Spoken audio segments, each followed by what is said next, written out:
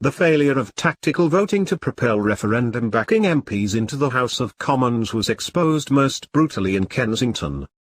The affluent West London seat, which voted 69% Remain in the 2016 referendum, fell back into the hands of Conservatives just 2 years after it became Labour's most surprising gain in the 2017 election.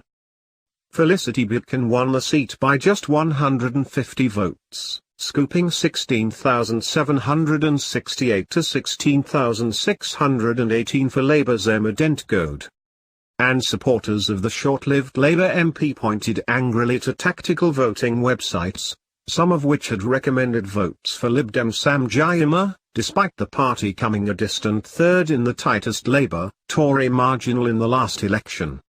The former Tory minister, who quit the party over Brexit just months after making an abortive bid to lead it, took 9,312 votes, some of which may have come from tactical voters who believed he was best placed to take the seat.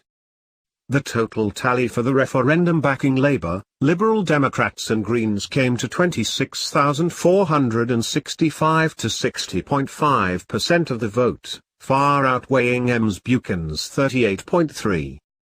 The result will revive questions about Lib Dem's decision to field high-profile candidates in central London seats where the party had come in third in 2017, rather than standing aside to allow Labour to mount a serious challenge. In the cities of London and Westminster and Finchley and Golders Green constituencies, Liberal Democrat defectors from Labour Chuka Umunna and Lucy Anna Berger managed to leapfrog their former party into second place. But both fell short of the votes needed to oust their Tory rivals. In each of the seats, the combined Labour, Lib Dem and Green vote will have been enough to deliver a comfortable victory over Conservatives. Finchley and Golders Green was on the list of 60 Unite to Remain seats where Lib Dems, Greens and Plaid Cymru stood aside for one another to improve the chance of an anti-Brexit MP winning.